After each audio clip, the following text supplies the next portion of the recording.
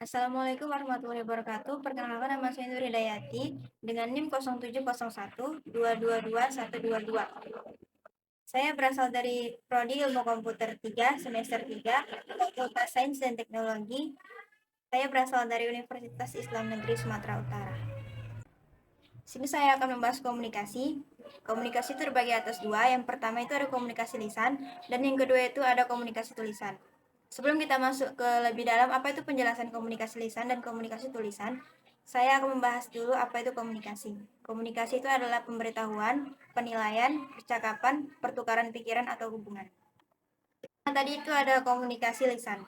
Komunikasi lisan itu adalah komunikasi secara langsung ataupun tidak langsung menggunakan kata-kata. Tadi ini kan komunikasi lisan itu ada dua. Yang pertama secara langsung dan tidak langsung. Kalau secara langsung itu yang dilakukan oleh dua orang atau lebih yang saling berhadapan atau bertemu secara tatap muka tanpa dibatasi. Yang kedua tadi itu adalah komunikasi tidak langsung. Komunikasi tidak langsung itu komunikasi yang dilakukan melalui alat atau telepon. Contohnya itu kalau kita menelpon orang lain yang ada jarak jauh. Jadi itu kita berbicara langsung, tapi kita tidak bertemu langsung dengan orangnya. Ini ada ciri-ciri komunikasi lisan. Yang pertama itu ada secara langsung, yang kedua sifat sementara, yang ketiga nonverbal, yang keempat itu interaksi sosial. Yang pertama itu ada secara langsung, yaitu kita komunikasinya itu antara dua orang atau lebih dengan kata-kata, nada, dan intonasi yang tepat. Kalau sifatnya sementara itu tidak dapat direkam dengan mudah karena kita berbicara secara langsung dan bertemu dengan orangnya. Yang ketiga itu ada nonverbal. Nonverbal itu seperti gerak tubuh, mimik wajah, serta intonasi suara kalau kita berbicara dengan orang lain. Yang keempat ada interaksi sosial. Interaksi sosial itu percakapan tatap muka atau menggunakan telepon terhadap orang lain. Komunikasi lisan itu memiliki kekurangan dan juga kelebihan.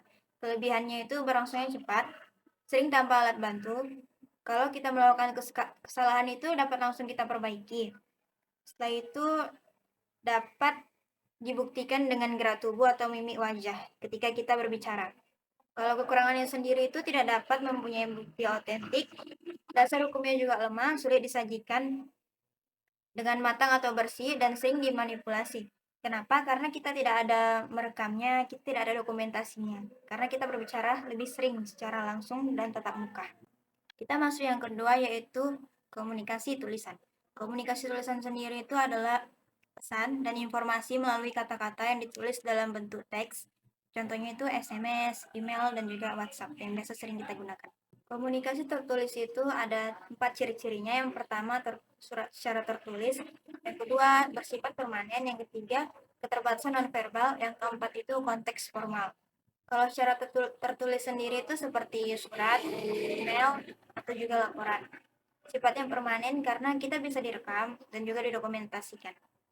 Kalau yang ketiga itu ada keterbatasan nonverbal, yaitu tidak ada mimik wajah atau intonasi suara karena kita tidak berbicara secara langsung. Yang keempat itu ada konteks formal. Konteks formal ini seperti surat resmi, dokumentasi bisnis, atau juga akademik. Komunikasi tulisan itu memiliki keunggulan dan juga kelebihannya. Kalau keunggulannya itu buktinya otentik, dasar hukumnya kuat, lebih matang atau bersih, dan lebih mudah dimanipulasi. Kenapa? Karena kita mempunyai dokumentasi tadi, bisa juga disalin ataupun dipindahkan ke format yang lain.